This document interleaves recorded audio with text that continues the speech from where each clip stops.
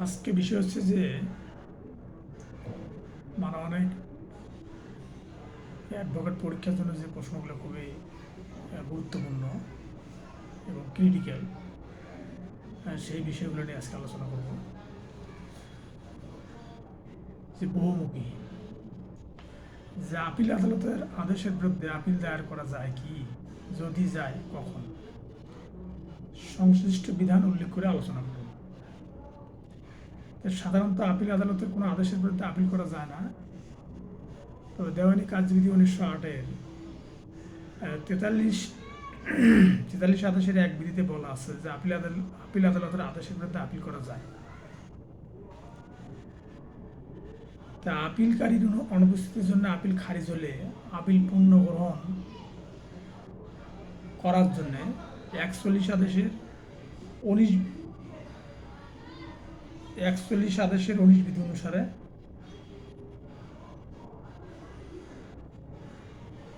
অনুযায়ী তা আদালত না মঞ্জুর বা প্রত্যাখ্যান করে কোনো আদেশ দেন, সেই আদেশের বিরুদ্ধে আপিল দায়ের করা যায়। তাহলে 41 আদেশের 19 বিধি অনুসারে, তার মানে 41 আদেশের 19 বিধিতে যে বলা আছে যে বিষয়টা, সেটা হচ্ছে যে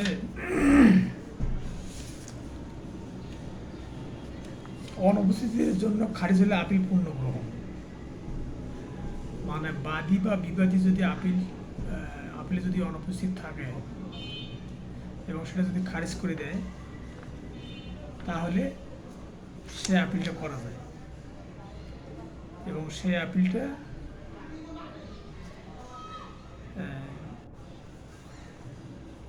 বা 41 আদেশের 21 বিধি অনুসারে কোনো আপিল পূর্ণ শুনানি অস্বীকার করে কোনো আদেশ দিলে সেটা 41 আদেশের 21 বিধি অনুযায়ী প্রতিবাদী অর্থাৎ যে আপিল দায়ের করে বা একতরফা ডিগ্রি হলে আপিলটি পূর্ণ শুনানির জন্য বিবাদী আবেদন করলে উক্ত আবেদন নামঞ্জুর বা প্রত্যাখ্যান করে কোনো আদেশ দিলে সে আদেশের বিরুদ্ধে আপিল দায়ের করা যায়। 43 আদেশের এক বিধি অনুযায়ী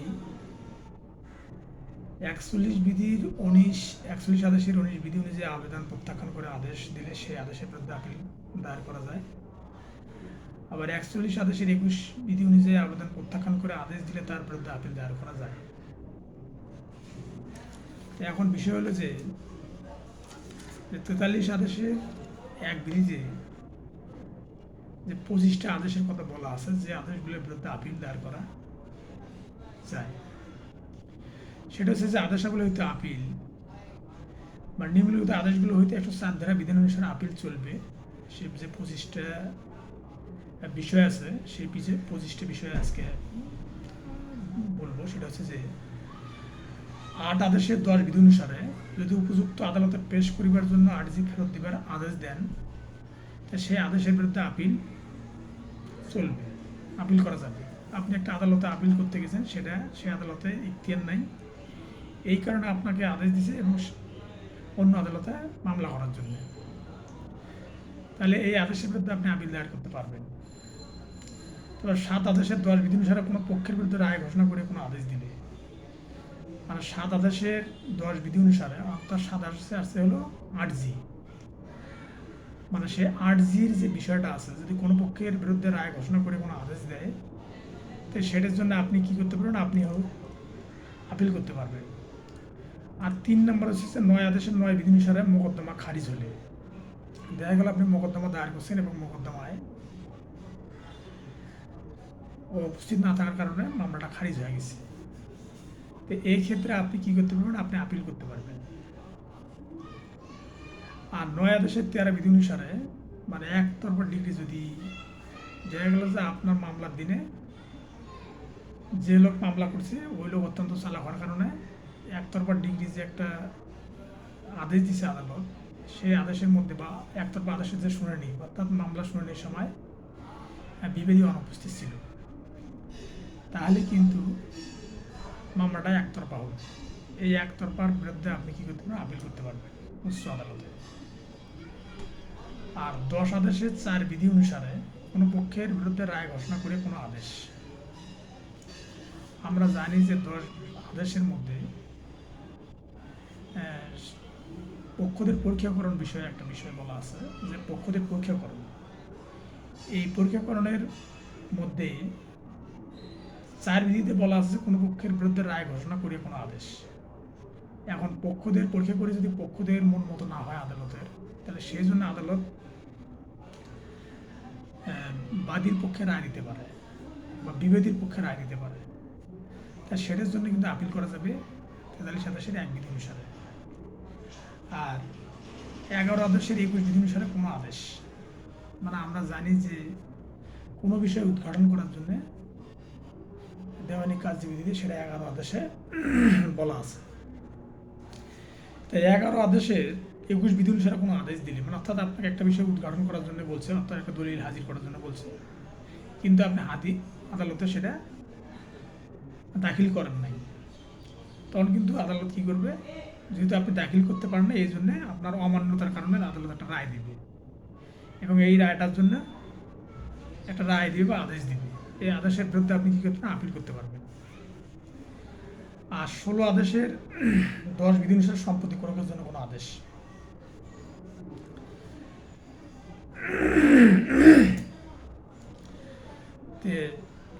আমরা জানি যে 16 আদেশে সাক্ষীদের পরীক্ষার জন্য একটা বিষয় আছে, সাক্ষী গ্রহণ। 16 আদেশে বলা আছে 14 বিধি 17 মুলতবি। এই 16 আদেশের 17 বিধি অনুসারে সম্পত্তি ক্রয়ের জন্য কোনো আদেশ, যদি সম্পত্তি ক্রয়ের জন্য কোনো আদেশ দেয়, তাহলে সেই আদেশের বিরুদ্ধে আপনি কী করতে পারবেন, আপিল করতে পারবেন। আর 16 আদেশের 20 বিধি অনুসারে কোনো পক্ষের বিরুদ্ধে রায় ঘোষণা করে কোনো আদেশ, অর্থাৎ সম্পত্তি ক্রয়ের জন্য যে আদেশ দেয় 16 আদেশ অনুসারে, সেটার জন্য একটা আপিল করতে পারবেন। আর পাশাপাশি যদি আপনার বিপক্ষে যদি রায় দেয়, যদি আপনার বিপক্ষে রায় দেয়, তাহলে সে রায়ের জন্য আপনি কী করতে পারেন, আপিল দায়ের করতে পারবেন। মানে সাক্ষী সমন করতে ব্যর্থ হলে, হ্যাঁ, 16 আদেশের বিষয় যেটা বলা আছে সাক্ষী সমন, অর্থাৎ সাক্ষী যে একটা বিষয় আছে সেটা বলা আছে 16 আদেশে। 16 আদেশ সাক্ষীর প্রতি সমন, সাক্ষীর প্রতি সমন এখানে 10 বিধি 16 আদেশের 10 বিধিতে বলা আছে যে সাক্ষী সমন মান্য করতে ব্যর্থ হলে, মানে সাক্ষী সমন যদি মান্য করতে ব্যর্থ, অর্থাৎ সাক্ষীর জন্য আপনাকে সমন দিচ্ছে, সেটাতে আপনি আদালতকে অমান্য করছেন বা সাক্ষী দেওয়ার জন্য যান নাই, তখন কিন্তু আদালত আপনার জন্য ব্যবস্থা করতে পারে এবং যে কোনো একটা আদেশ দিতে পারে, অথবা আটকের আদেশ দিতে পারে, অথবা আপনার কোনো জরিমানা করতে পারে, ক্ষতিপূরণ আদেশ দিতে পারে। তো এটার জন্য আপনি কী করতে পারেন, আপিল করতে পারবেন। আর 16 আদেশের এই বিধিতে যেটা বলা আছে সেটা হচ্ছে যে সাক্ষী সম্পত্তি নিয়মাবলী সমানপ্রাপ্ত পক্ষের ক্ষেত্রে প্রযোজ্য, মানে যে ক্ষেত্রে মামলা কোনো পক্ষ সাক্ষ্য দিতে অথবা দলিল দাখিল করতে নির্দেশ দেওয়া হয়, সেক্ষেত্রে সাক্ষী সম্পত্তি বিধানের যোগাযোগ সম্পর্ক পরোক্ষযোগ্য তার ক্ষেত্রে প্রযোজ্য হইবে। অর্থাৎ সেম ঘটনা, আপনাকে যদি সাক্ষীর সাথে সাথে যদি আপনাকে দলিল দাখিল করার জন্য যদি আদালত আদেশ দেয়, তো সেটা যদি আপনি ব্যর্থ হন, তাহলে আপনার বিরুদ্ধে যে রায়টা দিবে সেই রায়ের বিরুদ্ধে আপনি কী করতে পারবেন, আপিল করতে পারবেন। আর 21 আদেশের 34 বিধির অধীনে কোনো দলিলের বা পৃষ্ঠাঙ্গন উপর মুসাবিদির উপর আপত্তির উপর আদেশ, মানে একটা মুসাবিদি করছে, অন্য বিপক্ষ একটা মুসাবিদি জমা দিচ্ছে, অর্থাৎ ক্ষতিপূরণ না দেওয়ার জন্য অথবা মামলা স্থগিত মুলতবি রাখার জন্য। তা সেটা যদি মানে এমনভাবে লিখছে যে লেখাটা হজরল অবস্থার মধ্যে বা লেখাটা বোঝা যাচ্ছে না, সেই ক্ষেত্রে মানে আপনি ওই মুসাবিদের উপর একটা আপত্তি দিচ্ছেন, অর্থাৎ আর্জির উপর আপত্তি দিচ্ছেন, সেই আর্জিতে আপত্তি দেওয়ার কারণে যে আদেশ দেয় আদালত, সেই আদেশের বিরুদ্ধে আপিল করা যাবে। আবার 21 আদেশের 60 বিধি অনুসারে যদি ক্রোক হইতে সম্পত্তি মুক্ত করিয়া কোনো আদেশ, অর্থাৎ 21 আদেশে বলা আছে রায় ও ডিগ্রি জারি। রায় ও ডিগ্রি জারির মধ্যে 60 বিধিতে বলা আছে যদি আপনার সম্পত্তি ক্রোক করার জন্য ডিগ্রি জারি হয় এবং সেটা যদি আদালত আদেশ দেয় আপনার সম্পত্তি ক্রোক করার জন্য, তাহলে আপনি কী করতে পারেন, সেই আদেশের বিরুদ্ধে আপিল করতে পারবেন। আর 21 আদেশের 61 বিধি অনুসারে প্রকৃত সম্পত্তি কোনো দাবি অগ্রাহ্য করে আদেশ, মানে অর্থাৎ আপনি দাবি করছেন যে এই জমিটা নালিশি জমি নয়, এরকম দাবি করিয়ে আপনি একটা আদেশ আবেদন করছেন, কিন্তু এই আবেদনটা আদালত অমান্য করছে বা আদালত এটা মানে নেয়নি। তো এই আদালত না মানার যে আদেশ, সেই আদেশের বিরুদ্ধে আপনি কী করতে পারেন? আপিল করতে পারবেন। এটা হচ্ছে যে মানে মুলতবির আবেদন অগ্রাহ্য হলে রিভিশন চলবে। মানে মুলতবি যদি আবেদন, অর্থাৎ আপনার একটা মামলা মুলতবি চাইছেন, সময় চাইছেন, তা সেটাতে আপনার আদালত সেটা গ্রহণ করে নাই, তা গ্রহণ না করার জন্যে আপনি কী করতে পারেন? রিভিশন করতে পারবেন। এটা হোসনিয়ারা বনাম আনোয়ারা মামলায় 5 বাংলাদেশ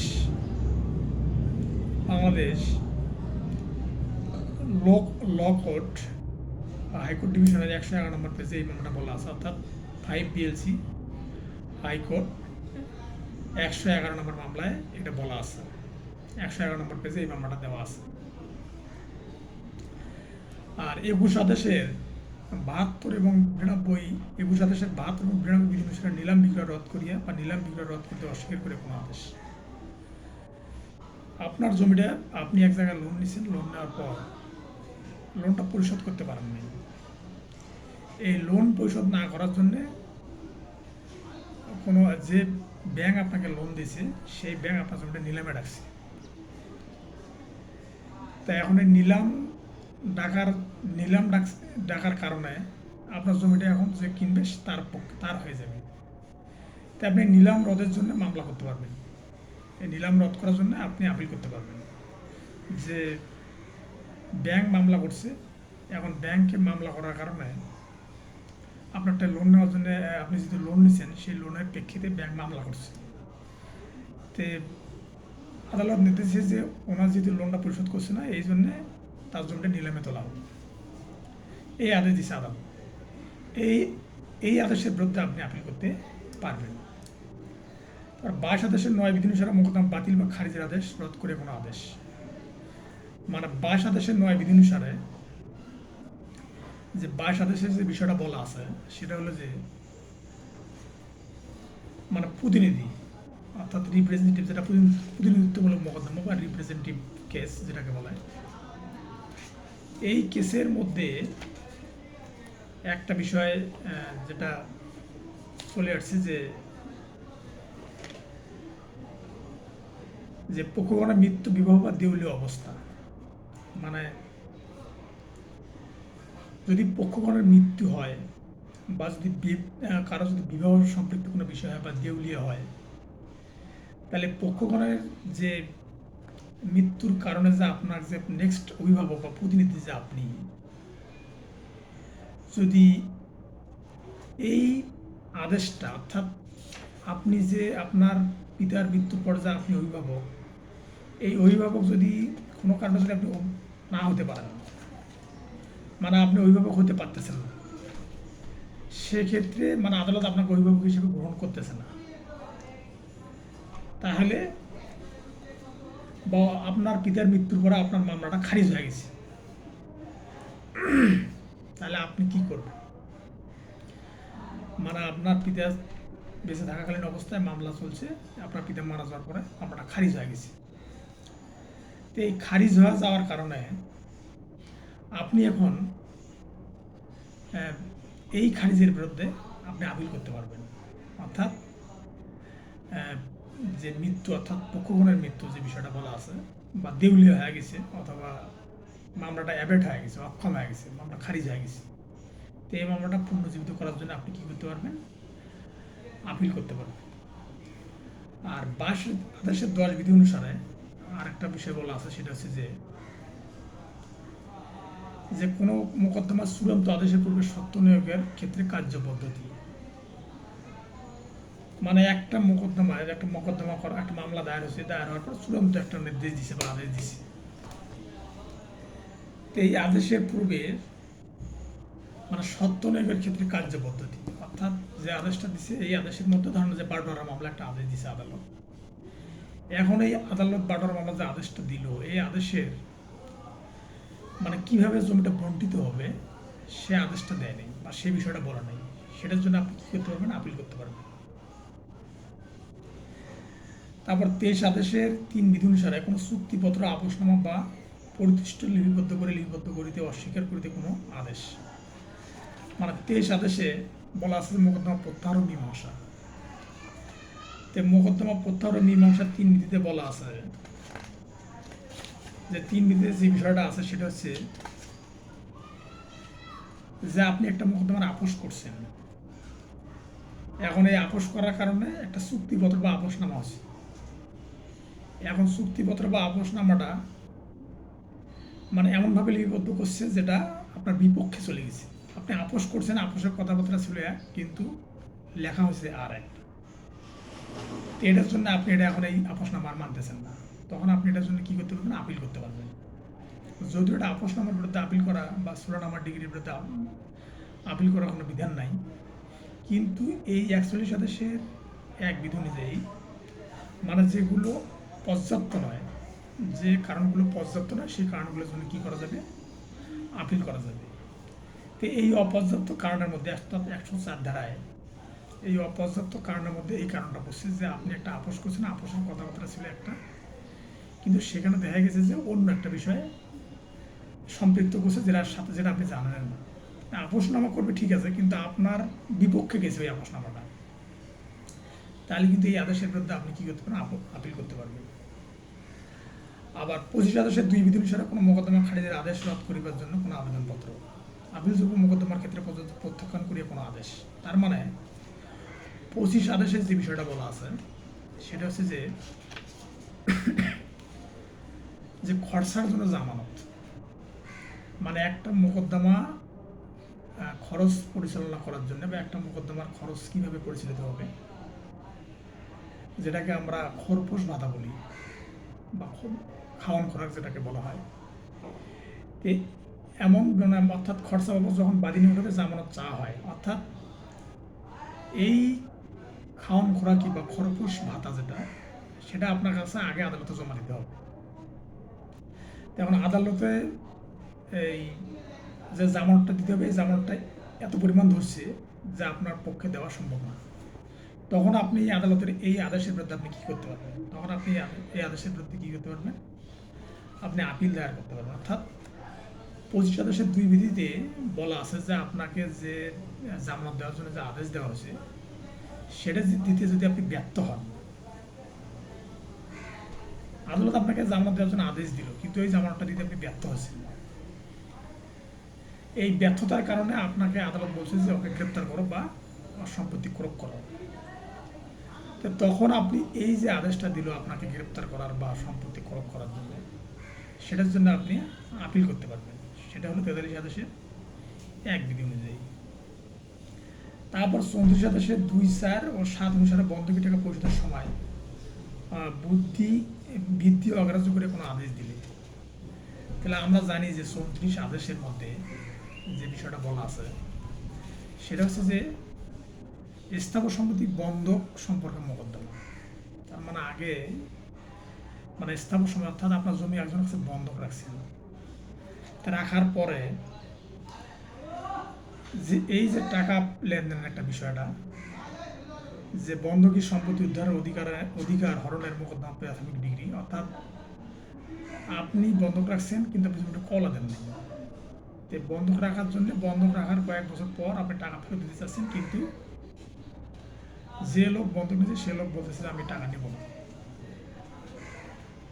এই জন্য আপনি যদি কোনো মামলা করেন আর সেই মামলাটা যদি আপনি হেরে যান, তাহলে আপনি কি করতে পারবেন, আপনি এই হারানোর জন্য অর্থাৎ এই মামলাটাতে ঠকার কারণে আপনি কি করতে পারেন, এই আদেশের বিরুদ্ধে আপনি আপিল করতে পারবেন। আর দেখা গেল আপনার জমিটা বন্ধক নেওয়ার পরে ওই জমিটা ওই লোক আর একজনের কাছে বন্ধক রাখছে বা ওই বন্ধকি জমিটার উপর সে লোন নিচ্ছে, বন্ধকি জমিটার উপর লোন নেওয়ার কারণে এখন সে যেহেতু অন্যের জমির উপর লোন নিছে সেই জন্য সে ব্যাংকের টাকাটা পরিশোধ করে নাই, ব্যাংকের টাকাটা পরিশোধ না করার কারণে ব্যাংক ওই জমিটা ক্রয় করছে বা জমিটা সে ব্যাংকে নিজে নিয়ে নিছে। নেওয়ার পরে এখন জমি তো ব্যাংক তো যেহেতু ব্যাংক তো চাষাবাদ করবে না, ব্যাংক কী করছে, এটাকে নিলামে তোলার জন্য একটা ব্যবস্থা করছে। তো এই নিলামে তোলার জন্য, এই নিলামে তোলার যে একটা আদেশ দিছে, সেই আদেশের বিরুদ্ধে আপনি কী করতে পারবেন, আপনি এই আদেশের বিরুদ্ধে আপিল করতে পারবেন। যে ব্যাংক ইচ্ছে বললে আপনার জমি আপনি একজনের কাছে বন্ধক রাখছেন, কিন্তু সেই বন্ধক রাখার জন্য ওই জমি সে লোন নিছে বা অন্যকে অন্য কোনো ব্যক্তির কাছে হস্তান্তর করছে, সেই জন্যে জমিটা আপনার মালিকানা সত্ত্ব বাতিল হবে না। এই মালিকানা সত্ত্ব দাবি করে আপনি কী করতে পারবেন, ব্যাংকের যে আদেশ বা ব্যাংকের পক্ষে যে আদালত আদেশ দেয়, সেই আদেশের বিরুদ্ধে আপনি আপিল করতে পারবেন। আর 35 আদেশে বলা আছে ইন্টারপ্লেটার, অর্থাৎ একটা জিনিস 3-4 জন ব্যক্তি দাবি করতেছে, মানে 2-এর অধিক ব্যক্তি দাবি করতেছে। মানে একটা আপনি জিনিস পাইছেন, ধরেন একটা ঘড়ি পাইছেন, এই ঘড়িটা এখন 3-4 জন লোক দাবি করতেছে। বা ধরেন আপনি টাকা পাইছেন, কিছু টাকা পাইছেন, এখন এই টাকা 4-5 জন ব্যক্তি দাবি করতেছে। তা আপনি আসলে কাকে টাকাটা দিবেন সেটা আপনি বুঝতেছেন না, যে আসলে অরিজিনাল টাকাটার মালিককে। তো তখন আপনি কী করবেন, ইন্টারপ্রেটার মামলা করবেন।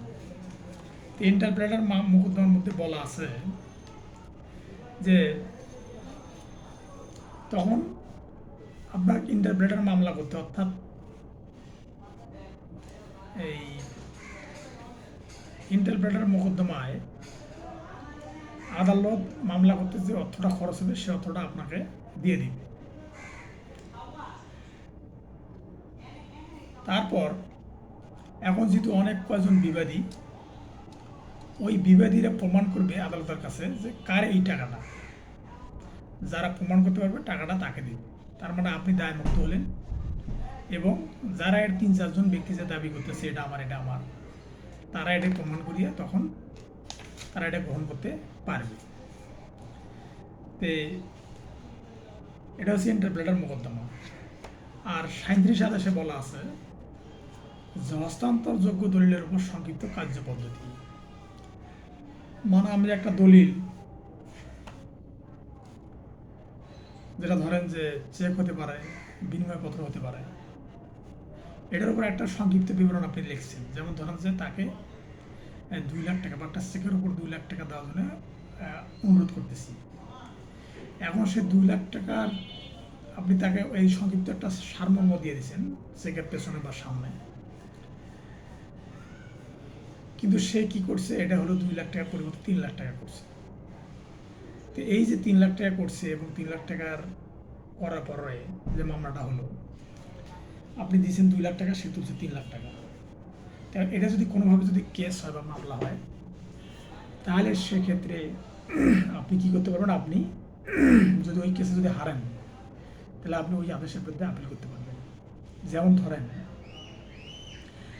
মানে একটা দলিল আপনি করে দিয়েছেন সাবকমলা, এই দলিলটা করার কারণে দলিলে এক সাইডে লেখা আছে যে আমার উত্তরাধিকারী হিসেবে যেহেতু আমার নাবালক শিশু আছে, এই শিশুটা যখন অভিভাবকতা 18 বছর যখন পূর্ণ হবে, যখন সাবালক হবে, তখন সে এই জমিটা মানে এত অংশ মালিক সে হবে। আপনি এইরকম একটা দলিল, এইরকম একটা উইল বলেন বা দলিল বলেন, যে কোনো কিছু একটা করছেন বা দানপত্র বলেন করছেন।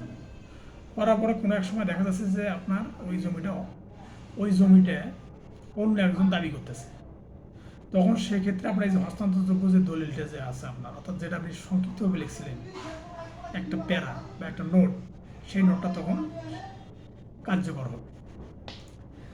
আর 39 আদেশে বলা আছে যে মানে অস্থায়ী নিষেধাজ্ঞা। তো অস্থায়ী নিষেধাজ্ঞার আদেশটা কখন হয়, যখন দেখা যায় ওই জমিটা মানে বিবাদী হস্তান্তর করতে পারে বা রূপান্তর করতে পারে। হস্তান্তর মানে কারোর কাছে বিক্রি করতে পারে, তারপর ওই জমিটা সে পুকুর খুঁড়তে পারে বা ডিঘি বানাইতে পারে, বা জমিটার প্রকৃতি সে নষ্ট করতে পারে। জমিটা যে আছে মানে জমিটা উঁচে আছে, ভাবতেছে বিবাদী যে জমিটা যদি আমি পাবোই না, তো জমিটা 12টা-13টা বাজাবো। সে কী করবে, সে হয়তো পুকুর খুঁড়তে পারে, অথবা ইট ভাটায় মাটি বিক্রি করতে পারে। তো এইরকম সে করতে পারে। তো এটা যাতে না করতে পারে, সেই জন্য আপনি একটা অস্থায়ী নিষেধাজ্ঞা আদালতে আবেদন করবেন।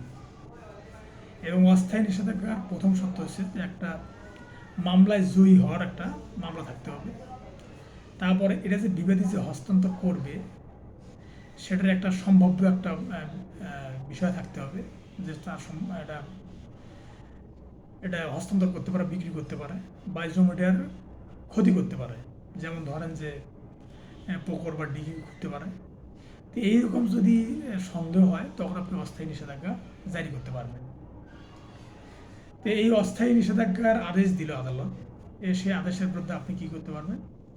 যদি আপনি বিবাদী হন তাহলে এই আদেশের বিরুদ্ধে আপনি কী করতে আপিল করতে পারবেন। তারপর 40 আদেশের 1 বিধিতে বলা আছে রিসিভার নেও, মানে কোনো জমি যদি হস্তান্তর বা বিক্রি হওয়ার সম্ভাবনা থাকে সেটার জন্য রিসিভার নিয়োগ করা আদালত। অর্থাৎ জমিটার অরিজিনাল কার বা প্রকৃতপক্ষে জমিটার মালিককে সেটা নির্ণয় করা যাচ্ছে না, তখন কী করবে আদালত? তখন রিসিভার নিয়োগ করবে। এই রিসিভার নিয়োগ করার যে আদেশটা আদালত দেবে সেই আদেশের বিরুদ্ধে আপনি আপিল করতে পারবেন। তারপর বলা আছে যে 41 আদেশের 19 বিধি অনুসারে পূর্ণ গ্রহণ, মানে 41 আদেশের 21 বিধিতে অনুসারে কোনো আপিলে পূর্ণ শুনানি অস্বীকার করিয়া কোনো আদেশ। তার মানে আপিল করছেন, আপিলে আর শুনানির সময় আপনি উপস্থিত ছিলেন না, সেই জন্য আপনার মামলাটা আপিল আদালতে যা খারিজ হয়ে গেছে। তাহলে আপিল পূর্ণ শুনানির জন্য আপনি আবেদন করতে পারেন। আর এই আবেদন যদি আপিল আদালত গ্রহণ না করে সেটার বিরুদ্ধে আপনি আপিল আদালতের বিরুদ্ধে আপিল করতে পারবেন। তারপরে যে আদালতের যে ক্ষেত্রে আপিল আদালতের ডিগ্রি হতে আপিল ছিল সেই ক্ষেত্রে 41 আদেশের 23 বিধি অনুসারে মোকদ্দমা পূর্ণ গ্রহণের কোনো আদেশ বিরুদ্ধে আপনি আপিল করতে পারবেন।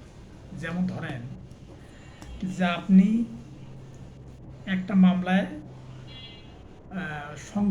সংক্ষুব্ধ মানে অর্থাৎ পরাজিত হওয়ার পর আপনি আপিল করছেন বা মোকদ্দমা পূর্ণ বলার জন্য আবেদন করছেন, আপনার মামলাটা উপস্থিত না থাকার কারণে আপনার মামলাটা খারিজ হয়ে গেছে।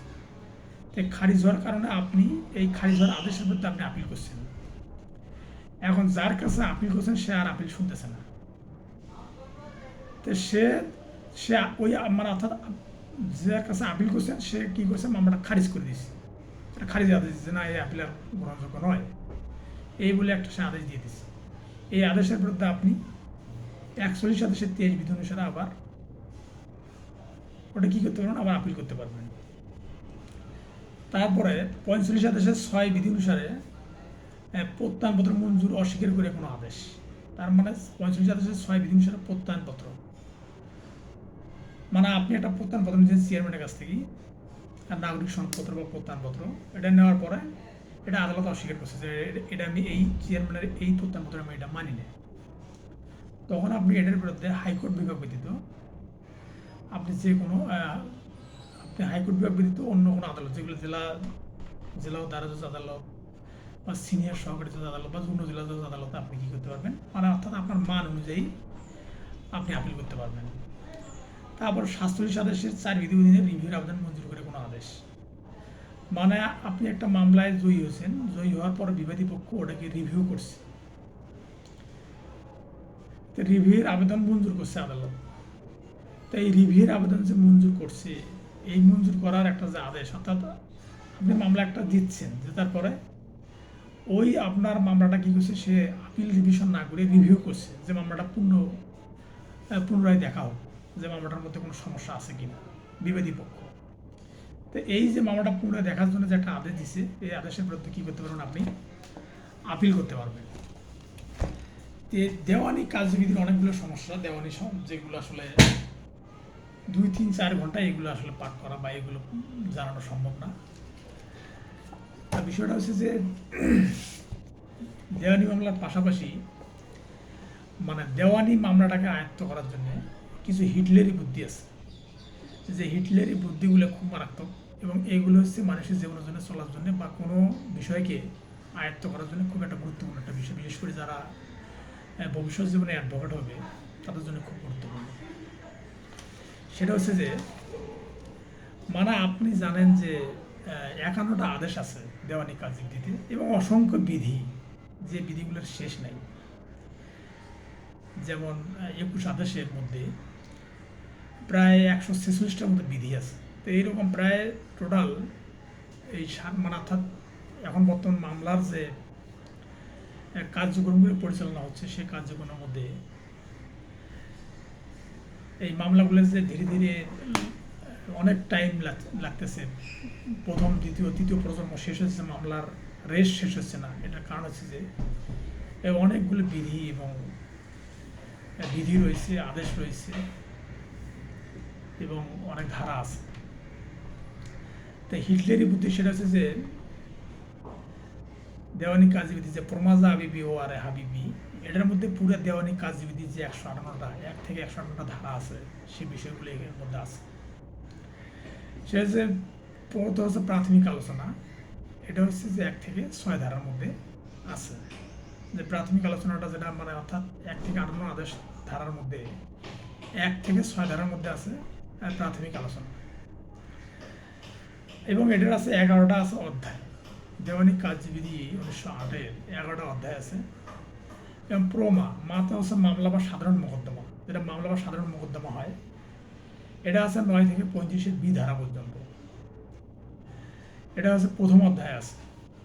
প্রাথমিক আলোচনাটা কোনো অধ্যায় নাই, কিন্তু মামলা বা সাধারণ মোকদ্দমা যেটা দায়ের স্থান যেটা আছে বা দায়ের, এটা প্রথম অধ্যায় আলোচনা করা আছে। এটা আছে 9 থেকে 35-এর বি ধারা।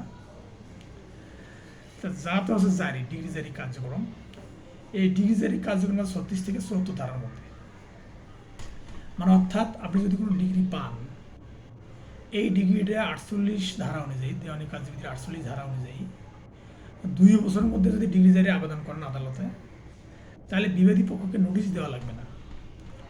আবার 3 বছরের মধ্যে আবেদন যদি করেন ডিগ্রি জারির জন্য, অর্থাৎ আপনি একটা ডিগ্রি পাইছেন একটা জমির, ওটা ডিগ্রি জারি, আপনি ডিগ্রি জারির একটা মামলার জয়ী হয়েছেন বা ডিগ্রি জারি করার জন্য আদালত আদেশ দিছে, এখন আপনি ডিগ্রি জারিটা চাচ্ছেন, 2 বছরের মধ্যে চান, তাহলে বিবাদী পক্ষকে নোটিশ দেওয়ার দরকার নেই।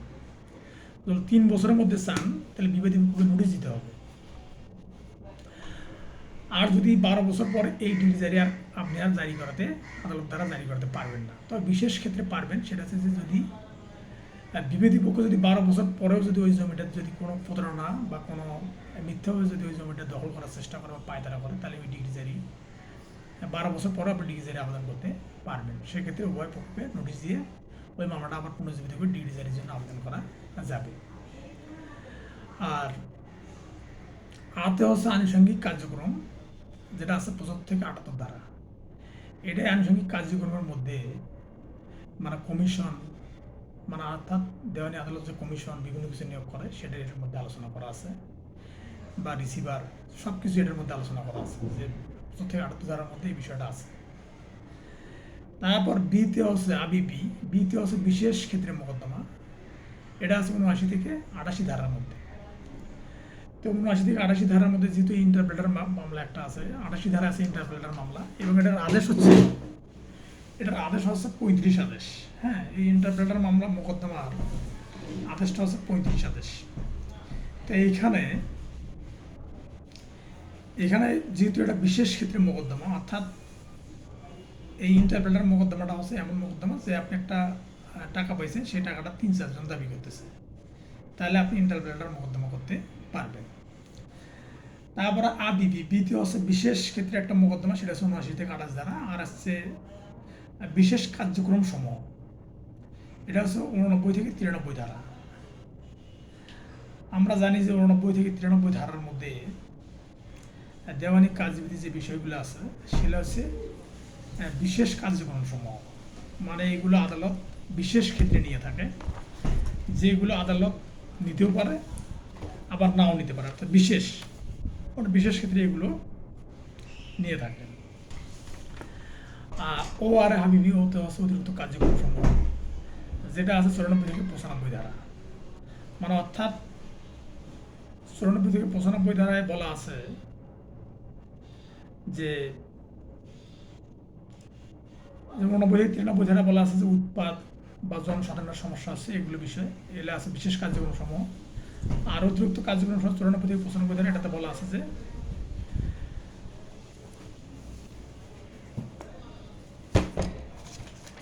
এটা ভুলে গেছি, পড়তে আসলে ভুলে যায় সবচেয়ে বেশি। 94 থেকে 95 ধারা যে বিষয়টা বলা আছে, সেটা হলো যে অতিরিক্ত কার্যক্রম বা অপরাধ গ্রেপ্তার করুক বা নিষেধাজ্ঞা ধরুন ক্ষতিপূরণ। তাহলে এখানে বলা আছে যে ও আর হাবিবি, মানে অতিরিক্ত কার্যক্রম সমূহ, এই অতিরিক্ত কার্যক্রম সমূহের মধ্যে বলা আছে পর্যাপ্ত কারণে গ্রেপ্তার, কোরব্বা নিষেধাজ্ঞা ধরুন ক্ষতিপূরণ, মানে আপনাকে কোনো কারণ ছাড়া গ্রেপ্তার করছে বা আপনার ক্ষতিপূরণ আদালত দিয়ে দিচ্ছে। তো এই ক্ষেত্রে এগুলো হচ্ছে অতিরিক্ত কার্যক্রম। তো এইগুলোর জন্য কী করতে পারবেন, আপনি এই মামলা করতে পারবেন এবং এইগুলো আপনি কী করতে পারবেন, এইগুলোর জন্য আপিল করতে পারবেন। আর যেটা বলা আছে যে বিশেষ কার্যক্রম সমূহ, যেটা আছে 89 থেকে 93 ধারার মধ্যে, তো বিশেষ কার্যক্রম সমূহ এটা আছে মধ্যস্থতার বিষয়। যে মধ্যস্থতা যে বিষয়টা আছে, যে এডিআর যেটাকে বলা হয়, অল্টারনেটিভ ডিপোজিট রেজুলেশন। আর এই অল্টারনেটিভ ডিপোজিট রেজুলেশনের মধ্যে এটা হচ্ছে 89 থেকে 93 ধারা, মানে বিশেষ কার্যক্রম সমূহ। আর এখানে আছে যে জনস্বার্থ বৃদ্ধি যেগুলো কাজ, মানে অর্থাৎ জনস্বার্থ গৃহীত কাজ যেগুলো, তারপরে জনস্বার্থ মানে দাতব্য প্রতিষ্ঠান যেগুলো আছে, ট্রাস্টি অর্থাৎ ট্রাস্টের আন্ডার যেগুলো অন্তর্ভুক্ত, বা অ্যাটর্নি জেনারেলের ক্ষমতা প্রয়োগ, এইগুলো হলো বিশেষ ক্ষেত্রে, এগুলো হচ্ছে যে বিশেষ কার্যক্রম সভার মধ্যে পড়বে এগুলো। আর বিশেষ ক্ষেত্রে মোকদ্দমা যেটা আছে 89 থেকে 79 থেকে 88 ধারা, সেটা হচ্ছে যে সরকার কর্তৃক বা তার বিরুদ্ধে মামলা। তারপর 80-তে আছে সরকারের বিরুদ্ধে বা সরকারের বিরুদ্ধে যদি মামলা করেন তাহলে 2 মাসের মধ্যে নোটিশ দিতে হবে। আর 2 মাসের মধ্যে নোটিশ না দিলে সরকার 3 মাস সময় পাবে জবাব দেওয়ার জন্য। তারপরে গ্রেপ্তার ব্যক্তিগত হাজিরাতে অব্যাহতি, যদি আপনি অসুস্থ অক্ষম হন তাহলে আপনার 81 ধারা গ্রেপ্তার বা ব্যক্তিগত হাজিরা থেকে অব্যাহতি আপনার দেওয়ার সিস্টেম আছে। আবার 82 ধারা যদি ডিগ্রি জারি হয় আপনার বিরুদ্ধে, তাহলে সেই ডিগ্রি জারি প্রতিহত করার জন্য আপনি এখানে ব্যবস্থা করতে পারবেন। তারপর বিদেশি নাগরিক যেগুলো আছে, বিদেশি নাগরিকের কখন মামলা করতে পারবেন এবং বিদেশি রাষ্ট্রের বিরুদ্ধে কখন মামলা করতে পারবেন। তারপর বিদেশি যে কূটনীতিক যারা আছে, বিদেশি কূটনীতিক মানে রাষ্ট্রদূত যারা আছে, তাদের বিরুদ্ধে কখন মামলা করতে পারবেন। তারপরে বিদেশি শাসনকর্তাকে মামলা প্রকরণ। আর শেষে আছে ইন্টারপ্রেটার মোকদ্দমা। তাহলে ইন্টারপ্রেটার মোকদ্দমা পড়ছে বিশেষ ক্ষেত্রে মোকদ্দমার মধ্যে। আর একটা বিষয় হলো যে ফরমাজা আবিবি ও আর হাবিবি, আর আতে হচ্ছে আপিল সমূহ। এটা আছে 96 থেকে 112 ধারার মধ্যে। তো 96 থেকে 112 ধারার মধ্যে যে বিষয়টা বলা আছে, মূল ডিগ্রির বিরুদ্ধে আপিল করা যাবে। মানে আপনি যদি কোনো মামলায় ঠকেন সেটা মূল ডিগ্রির বিরুদ্ধে আপিল করা যাবে। তা যে ক্ষেত্রে প্রাথমিক ডিগ্রির বিরুদ্ধে আপিল হয়নি সেক্ষেত্রে চূড়ান্ত ডিগ্রির বিরুদ্ধে আপিল করতে পারবে না। আমরা জানি যে ডিগ্রি 2 প্রকার, একটা হচ্ছে প্রাথমিক ডিগ্রি, একটা হচ্ছে চূড়ান্ত ডিগ্রি। তা আপনি প্রাথমিক ডিগ্রির বিরুদ্ধে আপিল করতে পারেন না, কিন্তু চূড়ান্ত ডিগ্রির বিরুদ্ধে আপনি আপিল করতে পারবেন। তারপর যে ক্ষেত্রে 2 বা ততোধিক বিচারক আপিল শ্রবণ করেছেন সেক্ষেত্রে সিদ্ধান্ত, মানে 2 বা ততোধিক বিচারক যদি আপিল শুনানি করে বা আপিল যদি গ্রহণ করে বা আপিলে যদি রায় দেয়, তাহলে দেখা গেলো 3 জন বিচারক আছে, তার মধ্যে 2 জন একদিকে হয়েছে আর একজন একদিকে হয়েছে। একজন একরকম রায় দিচ্ছে আর 2 জন একরকম রায় দিচ্ছে, তাহলে 2 জনের রায়টা কার্যকর হবে। সেটা বলা আছে 98 ধারাতে। আর 99 ধারা আছে মামলা গুণগত বা কোনো ক্ষতি বা আদালতের ইখতিয়ার ব্যাহত হয়ে থাকলে ভুল বিস্তৃতি বা অনিয়মের দরুন কোনো ডিগ্রি বা বাতিল রদ করা চলবে না। এখন দেখা গেল 99 ধারা যে বিষয়টা বলা আছে যে মামলাটার ক্ষমতা ছিল সহকারী জজ আদালত, কিন্তু উনি মামলাটা করছেন সিনিয়র সহকারী জজ আদালত, বা মামলাটার করার ইখতিয়ার ছিল সিনিয়র সহকারী জজ আদালত, কিন্তু উনি মামলাটা দায়ের করছেন সহকারী জজ আদালতে। তো এই মামলাটা যদি রায় হয়ে যায় বা ডিগ্রি হয়ে যায়, তাহলে এটা যদি কোনো গুণগত মান নষ্ট না হয় তাহলে কিন্তু এই মামলাটা আর বাতিল করা যাবে না। তারপর বলা আছে যে সমস্যা, তারপরে 104 ধারা বলা আছে যে সমস্ত আদেশের বিরুদ্ধে আপিল, মানে যে 43 সদস্যের এক ভিত্তিতে যে 25টা আদেশ আছে যাদের বিরুদ্ধে আপিল করা যায় সেই সম্পর্কে বলা আছে। তারপরে 105 ধারা বলা আছে অন্য অন্য আদেশাবলী হইতে আপিল। আর 106 ধারা বলা আছে কোন আদালতে আপিল শুনানি চলবে, অর্থাৎ অবশ্যই যে আদালতে আপিল করবেন সেটা অবশ্যই উচ্চ আদালত হওয়া লাগবে, মানে যে আদালতে মামলা থাকবে তার চেয়ে উচ্চ আদালতে আপিল করতে হবে। সেটা কোন আদালতে আপিল শুনানি করতে হবে সেই সম্পর্কে 106 ধারা বলা আছে। তারপরে 107 ধারা বলা আছে আপিল আদালতের ক্ষমতা, মানে 107 ধারায় আপিল আদালতের অর্থাৎ দেওয়ানি কার্যবিধি 107 ধারাতে আপিল আদালত কী কী ক্ষমতা প্রয়োগ করতে পারবে সেই বিষয়গুলো বলা আছে। তারপরে 108 ধারায় বলা আছে যে আপিল ডিগ্রি এবং আদেশ সময়তে আপিল পদ্ধতি, মানে আপিল ডিগ্রি বা আদেশ সময়তে আপিলের পদ্ধতি, মানে যেগুলো বললাম কিছুক্ষণ আগে যে যে যদি আপনার আপিল গ্রহণ না করে বা আপিল চলাকালীন অবস্থায় আপনার আপিল আদালত আপনার খারিজ করে দিচ্ছে বা আপিল শোনা নেই, সেক্ষেত্রে সে আদেশের বিরুদ্ধে আপনি আপিল করতে পারবেন, সেটা 43 আদেশের 1 বিধি অনুযায়ী। তারপরে হাইকোর্টে কখন আপিল করা চলবে, মানে হাইকোর্ট কখন আপিল করা যাবে সেই বিষয়টা বলা আছে 109 ধারাতে। তারপর বিষয়বস্তুর মূল্য, মানে আমরা জানি যে প্রতিটা আদালতের একটা বিষয়বস্তুগত একটা মূল্য আছে, অর্থাৎ 2025 সালে অ্যামেন্ডমেন্ট অনুযায়ী বা 2012 সালে অ্যামেন্ডমেন্ট অনুযায়ী সহকারী জেলা আদালতে 1 টাকা থেকে 15 লাখ টাকা পর্যন্ত সহকারী জেলা আদালতে মামলা হবে, আর 15 লাখ 1 টাকা থেকে 25 লাখ টাকা পর্যন্ত হবে সিনিয়র সহকারী জজ, আর 25 লাখ 1 টাকা থেকে 5 কোটি টাকা পর্যন্ত হবে যুগ্ম জেলা জজ, আর অতিরিক্ত জেলা জজ এগুলো তো সীমাহীন, এগুলো কোনো ইয়া নাই। তবে বিষয়টা হলো যদি 5 কোটি টাকার যদি আপিল যদি হাইকোর্টে করেন, 5 কোটি টাকার ঊর্ধ্বে কোনো মামলা যদি হাইকোর্টে হয়, তাহলে সেটা একক ব্রেঞ্চ করতে পারবে 5 কোটি থেকে 5 কোটি 1 টাকা থেকে 6 কোটি পর্যন্ত, সেটা একক ব্রেঞ্চ, অর্থাৎ হাইকোর্ট বিভাগের একক ব্রেঞ্চ করতে পারবে। আর যদি 6 কোটি টাকা পার হয়ে যায়, তাহলে সেটা আপিল কিন্তু যৌথ ব্রেঞ্চ, অর্থাৎ দুটো ব্রেঞ্চ এটা করতে পারবে। তো সেই সম্পর্কে বলা আছে। আর আগে একটা বিষয় ছিল যে ফেডারেল কোর্ট, এই ফেডারেল কোর্টটা হচ্ছে আগে যখন 1986 সালে যখন এরশাদ সরকার ছিল, তখন এই ফেডারেল কোর্টটা একটা চালু ছিল, এটা বর্তমান তেমন প্রচলন নাই, এটা আপাতত না বললেও চলবে। তারপর বলা আছে প্রমাজা আবিবি ও আরে হাবিবি। তো প্রমাজা আবিবি ও আরে হাবিবি আতে হচ্ছে আপিল সম্পর্কে দেখলাম 96 থেকে 112 ধারা। এবার হচ্ছে রেফারেন্স আরে ও আরে হাবিবি, রেতে হচ্ছে রেফারেন্স রিভিশন। দেওয়ানি কাজীবিধিতে রেফারেন্স সম্পর্কে বলা আছে 113 ধারায়, আর রিভিউ সম্পর্কে বলা আছে 14 ধারায়, 114 ধারা, এবং রিভিশন সম্পর্কে বলা আছে 115 ধারাতে।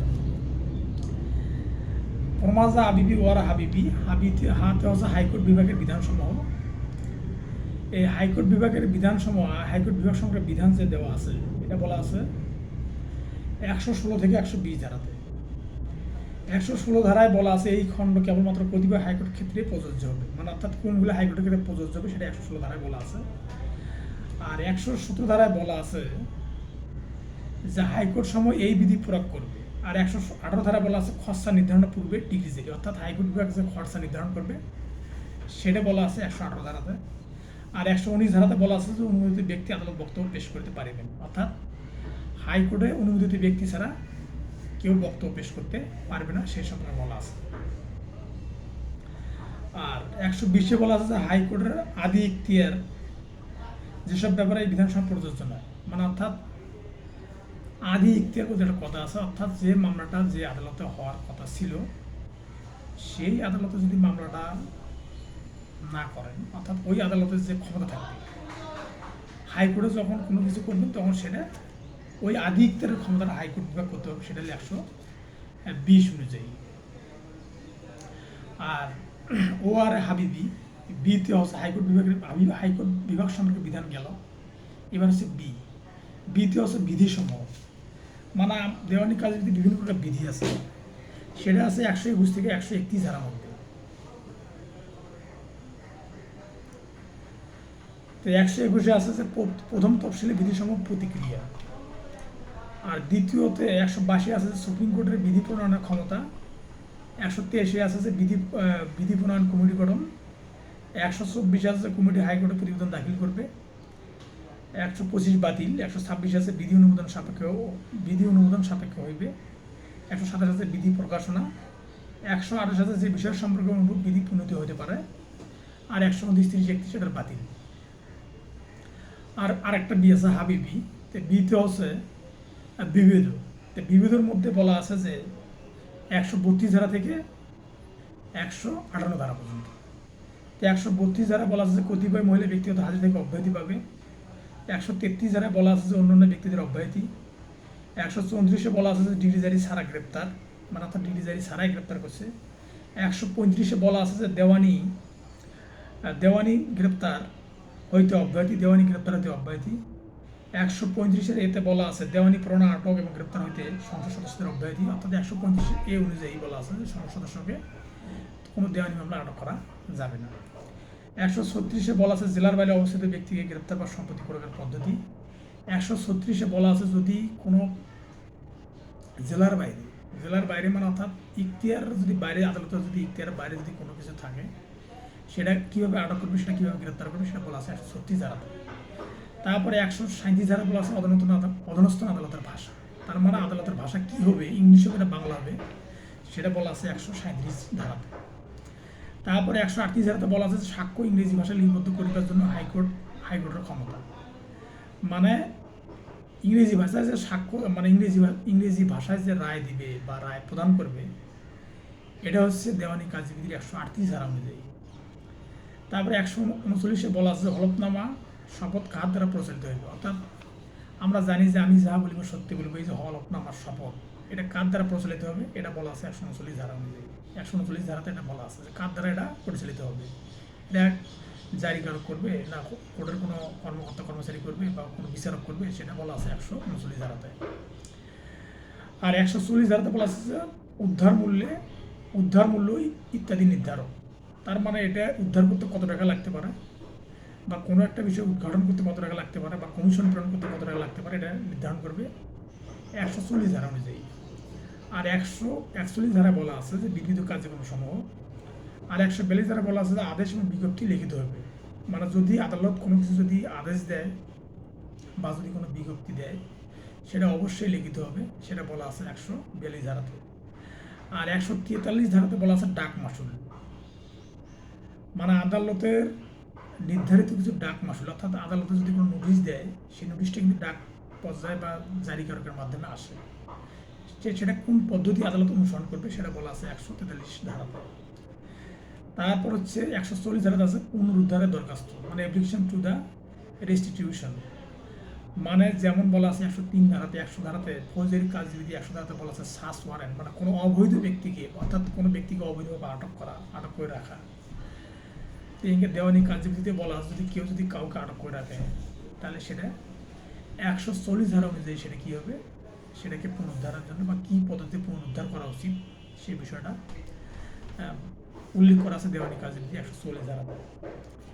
আর 145 ধারাতে বলা আছে জামিনদার দায়িত্ব কার্যকরকরণ, মানে যদি দেওয়ানি জেলাকে আটক করা হয় এবং সেটার জন্য যদি জামিনদারের প্রয়োজন হয় এবং জামিনদার কী পদ্ধতি অনুযায়ী জামিনদারের অব্যাহতি দেওয়া হবে বা জামিনদার নেওয়া হবে সেটা বলা আছে 145 ধারাতে। আর 146 ধারাতে বলা আছে প্রতিনিধির দ্বারা বা তাহাদের বিরুদ্ধে কার্যক্রম। আর 147 বলা আছে অক্ষম ব্যক্তির সম্মতি বা চুক্তি, মানে যদি অক্ষম ব্যক্তি যে থাকে দেওয়ানি মামলায় সেটার কী চুক্তি বা কী সম্মতি হবে সেটা বলা আছে 147 ধারাতে।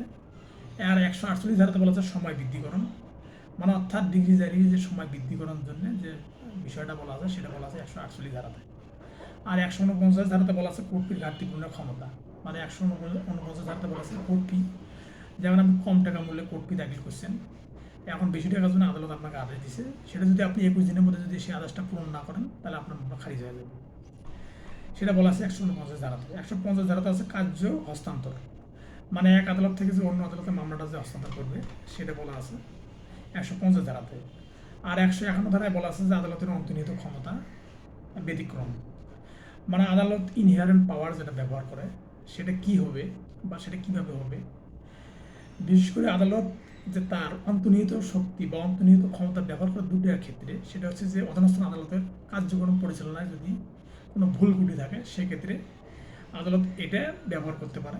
আবার অধস্তন আদালত যদি কোনো অন্যায় করে বা ন্যায় বিচার বিঘ্নিত করে এমন কোনো কাজ করে তাহলে আদালত অন্তর্নিহিত ক্ষমতা প্রয়োগ করে দেওয়ানি আদালত এগুলো প্রতিরোধ করতে পারবে, সেটা বলা আছে 151 ধারাতে। তারপরে 152 ধারা বলা আছে রায় ডিগ্রি বা আদেশ সংশোধন, রায় ডিগ্রি আদেশ সংশোধন হবে, মানে অর্থাৎ রায় একটা ভুল তারিখ ভুল লিখছে অথবা বিবাদীর নাম ভুল লিখছে ডিগ্রির মধ্যে বা রায়ের মধ্যে, তাহলে এটা সংশোধন করা যাবে 152 ধারা অনুযায়ী। আর 153 ধারা বলা আছে সংশোধন করার সাধারণ ক্ষমতা, তার মানে কোন ক্ষমতায় সংশোধন করবে সেটা বলা আছে 153 ধারাতে। আর 154 ধারাতে বলা আছে যে আপিলের বর্তমান অধিকারের ব্যতিক্রম, মানে আপিল আদালতের বর্তমান অধিকারের ব্যতিক্রম, মানে আপিল আদালত কি কি ক্ষমতা প্রয়োগ করবে, যদিও সেটা বলা আছে 96 ধারাতে। সেখানে আপিল আদালতের ক্ষমতার পাশাপাশি অর্থাৎ 107 ধারায় যে আপিল আদালতের ক্ষমতা বলা আছে, এই ক্ষমতাটা কোন ক্ষেত্রে বা কীভাবে প্রয়োগ করবে সেটা বলা আছে 154 ধারাতে, বা কীভাবে এটা প্রয়োগ করবে। তারপর হচ্ছে 155 কতিপয় আইনের সংশোধন, মানে দেওয়ানি আদালত কিছু কিছু আইনের ধারা সংশোধন করতে পারে। আমরা জানি যে দেওয়ানি কার্যবিধি অধ্যাদেশ আইন 2025, এই 2025 একটা আইন সংশোধন হয়েছে। সেখানে একজন বাদী কোনো মামলা, বাদী বা বিবাদী 24 বার, মাত্র শুনানি পর্যায়ে এবং শুনানির পূর্বে, কোনো মামলা শুনানির পূর্বে বা কোনো মামলা শুনানি পর্যায়ে টোটাল 24 বার সে মুলতবির আবেদন করতে পারতো, সময়ের আবেদন করতে পারতো। তাই সেটা কিন্তু ওই 2025 সালে অ্যামেন্ডমেন্ট অনুযায়ী, দেওয়ানি কার্যবিধি অধ্যাদেশ 2025 অনুযায়ী, সেটা কিন্তু এখন মানে অর্থাৎ 20 বার হয়ে গেছে। টোটাল হচ্ছে 20 বার, আগে ছিল 24 বার সে সময়ের আবেদন করতে পারবে, খরচা সহ খরচা ছাড়া, আর এখন সেটা সময়ের আবেদন করতে পারবে 20 বার। এটা পরিবর্তন আছে। আর পাশাপাশি হলো এটা হলো এই যে বর্তমান অধিকার আছে ব্যতিক্রম, এইগুলো 155 আর 156 ধারা বাতিল। আর 157 বলা আছে যে বাতিল আইনের অধীনে আদেশ সমূহ ধারাবাহিকতা। আর 158 বলা আছে যে দেওয়ানি কার্যবিধি বা অন্যান্য বাতিলের আইনসমূহ উল্লেখ, মানে দেওয়ানি কার্যবিধি কোন কোন ধারাগুলো বাতিল হলো, কী কী বাতিল হচ্ছে, বা কোন বিধি কোন ধারা বাতিল হচ্ছে, কোন আদেশ বাতিল হচ্ছে, সেই বিষয়গুলো এখানে বলা আছে। তো যাই হোক, এই ছিল আলোচনা। এখন সবচেয়ে বড় কথা হচ্ছে যে হিটলারি আলোচনা এবার হচ্ছে যে ফৌজদারি কার্যবিধি।